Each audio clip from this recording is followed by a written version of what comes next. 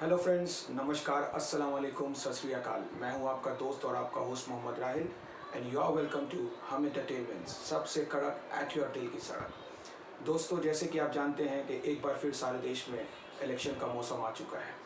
पिछले हफ्ते ही election commission of India ने 4 स्टेट और 1 यूनियन टेरिटरी का इलेक्शन डेट्स अनाउंस कर दिया है।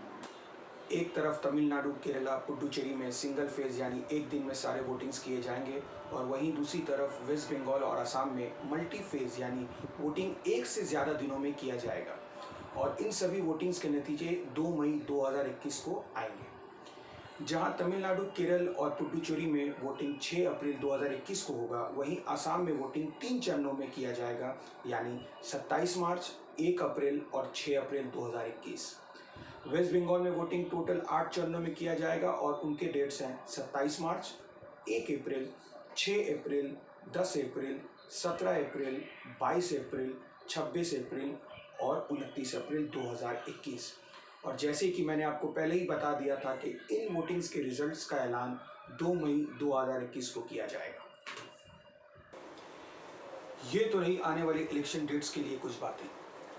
अब आते हैं उस मेन वजह पे, उस मेन मुद्दे पे जिसके लिए ये वीडियो बनाया गया है। Why to vote. हमें वोट क्यों देना चाहिए? क्या वोटिंग हमारे लिए ज़रूरी है? क्या वोटिंग से हमें या हमारे देश को कुछ हासिल होगा? ऐसे कई सारे सवालात हैं जो दिन रात हमारे दिमाग में घूमते रहते हैं और धीरे धीरे इन सवालों के ज़रिए हम एक चक्रव्यूह में फंसते जाते हैं जिनसे कोई जवाब नहीं मिलता, कुछ हासिल नहीं होता। मिलता है तो सिर्फ और सिर्फ कन्फ्यूजन। दोस्तों, आज हमारे देश की तकरीबन 35 से 40% आबादी यूथ यानी युवाओं की है और शायद इसी वजह से विश्व भर में हमें युवाओं का देश कहा जाता है।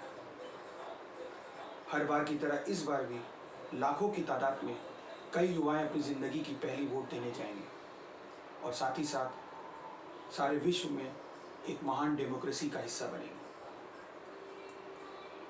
देखा जाए तो उन युवाओं में से कई युवाएं ऐसी भी हैं जिन्हें हमारी सिस्टम से, हमारे लॉ एंड ऑर्डर से बहुत सारी शिकायतें हैं जो कि कहीं ना कहीं हद तक जायज़ भी है। दोस्तों, देखा जाए तो आज हम एक आज़ाद देश हैं, आज हम एक सेक्युलर देश हैं। बहुत जल्द हम एक सुपर पावर भी बन जाएंगे। लेकिन आपको नहीं लगता कि आज भी कुछ है जो हमें रोके हुए हैं? आज भी है ऐसी बहुत सारी चीज़ें जिनके हम गुलाम हैं। हम करप्शन के गुलाम हैं, हम अनएम्प्लॉयमेंट के गुलाम हैं, हम उस पुरानी तकियानुसी कास्ट सिस्टम के गुलाम हैं जो सिर्फ और सिर्फ लोगों को बांटना जानता है। आज हमारे यहाँ प्रॉपर इंफ्रास्ट्रक्चर नहीं है एजुकेशन के लिए। कहीं भी मेडिकल फैसिलिटी उस हाइट तक नहीं पहुँच चुकी है जहाँ दूसरे देश पहुँच चुके हैं। शायद इन्हीं कई सारे वजहों से आज हमारे युवाओं को, हमारी युवा पीढ़ी को हमारे सिस्टम से शिकायत है और कहीं ना कहीं वो उम्मीद खो चुके हैं, वो भरोसा खो चुके हैं जो कि वो अपने देश के लॉ एंड ऑर्डर, अपने देश के सिस्टम पे करना चाहते हैं। शायद यही वजह है कि आज तकरीबन 20 से 25% युवाएं वोट नहीं देते। ये आंकड़े सिर्फ युवाओं तक सीमित नहीं है। अगर देखा जाए, पुराने सर्वे से अगर पता किया जाए तो हमें ये मालूम चलता है कि हर बार, हर एक इलेक्शन में तकरीबन 35 से 40% लोग पूरे हिंदुस्तान के वोट नहीं देते। दोस्तों, मैं आपको एक बात बता देना चाहता हूँ, वोटिंग राइट्स हमारी कॉन्स्टिट्यूशनल राइट है। हमें हमारे संविधान, the great constitution of India ने हमें वोट देने का हक दिया है ताकि हम सब मिलकर बहुमत में एक ऐसा चुनाव करें जो देश हित में हो। लेकिन अफसोस की बात यह है कि कुछ लोग आज भी वोट्स नहीं देते। We the people of India, कुछ इसी तरह हमारा संविधान का पहला लाइन यानी कि पहली पंक्तियाँ लिखी हुई है, जो कि दर्शाता है कि इस देश का संविधान सिर्फ और सिर्फ देश के लोगों के हक के लिए ही बना है। The superiority of Indian citizen is inherent in the great constitution of India. हमारे संविधान के हर एक आर्टिकल, हर एक पन्नों पे सिर्फ और सिर्फ एक ही चीज़ दर्शाया गया है कि ये देश इस देशवासियों की वजह से है, और शायद यही कारण है कि हर एक जगह सिर्फ और सिर्फ नागरिकों के हित में ही बातें की गई है। हमारा दर्जा हमारे संविधान में सबसे ऊंचा रखा गया है, लेकिन हम इस सब बात को तवज्जो नहीं देते, हम वोट नहीं देते। दोस्तों, कहीं ना कहीं हमने अपने वोटिंग राइट्स को बहुत हल्के पे लिया है। ये हमारी वोटिंग राइट्स है जो कि तख्ता पलट कर सकती है, जो कि सही और गलत का फैसला सुना सकती है। सिर्फ घर बैठे रहने से कुछ हासिल नहीं होगा, मेरी बात मानिए, घर बैठे रहने से कुछ हासिल नहीं होगा। कब तक हम ऊपर वाले को और अपने आप को कोसते रहेंगे? किसी महान हस्ती ने एक बात कहा था, ये कभी मत सोचो कि देश ने आपके लिए क्या किया है, अलबत्ता ये सोचो कि आपने देश के लिए क्या किया है। क्या ये देश हमारा नहीं? क्या इस देश के लिए हमारी कुछ जिम्मेदारियां नहीं है?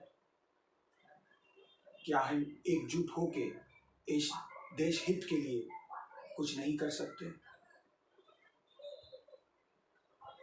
मेरे दोस्तों, मेरे भाइयों, मेरे बुजुर्गों, अब वक्त आ चुका है, अब वक्त आ चुका है, हमें एक होना है, एक हो करके वोट्स देने हैं, क्योंकि हमारे देश को सफाई की ज़रूरत है, और ये हम पे निर्भर करता है कि हम अपने देश को कितना स्वच्छ, कितना साफ देखना चाहते हैं। कब तक हम दूसरों पे इल्ज़ाम लगाते रहेंगे? मैं ये मान रहा हूँ कि आज हमारे देश की स्थिति वो नहीं जो हम सोचते हैं, कहीं ना कहीं हम पीछे आज भी हैं, लेकिन क्या हम इसके जिम्मेदार नहीं हैं? क्या हमने किसी भी गलत चीज़ के लिए विरोध करने की कोशिश की? विरोध करना तो छोड़िए, क्या हम सब देशवासी हमारे देश के हित में वोट्स देते हैं? ऐसे बहुत सारे सवाल अगर आप अपने आप से अकेले में पूछें, मुझसे बेहतर जवाब आप खुद जानते हैं। ये बात बिल्कुल सच है कि हमने हर बार अपनी जिम्मेदारियों से मुंह मोड़ा है। हमने हर बार जिम्मेदारियों से मुंह मोड़ते हुए सिर्फ और सिर्फ दूसरों पे ही इल्ज़ाम दिया है। मेरे भाइयों, मेरे दोस्तों, मेरे बुजुर्गों, मैं हाथ जोड़ के आपसे निवेदन करता हूँ कि प्लीज़ प्लीज़ अपना ये अधिकार, अपनी ये ताकत को ज़ाया मत कीजिए। आप किसी भी स्टेट्स में, किसी भी प्रांत में रहते हैं, जब कभी भी इलेक्शंस का ऐलान हो, आप अपने घर से परिवार सहित निकलें और खुशी खुशी एक अच्छा वातावरण बना के एक अच्छा वातावरण बना के, पीसफुल एनवायरनमेंट बना करके वोट अवश्य दें और इस देश को उन्नति तक पहुंचाने के लिए भागीदार ज़रूर से ज़रूर बने। हम जैसे कितनों के मन में एक और सवाल आता है कि वोटिंग्स में, वोट काउंटिंग के टाइम में बहुत चोरियां, बेईमानियां भी होती हैं। मैं इस विचार को गलत नहीं कहता, हो सकता है होती हो, लेकिन आपको नहीं लगता अगर हम सब मिलकर बहुमत से ज़्यादा वोट्स दें तो क्या इस चोरी और बेईमानियों को रोका नहीं जा सकता? आपको लगता है कि आपके क्षेत्र में गलत लोगों को इलेक्शन फाइट करने के लिए टिकट्स मिला है, तो आपके पास एक और ऑप्शन है, नोटा,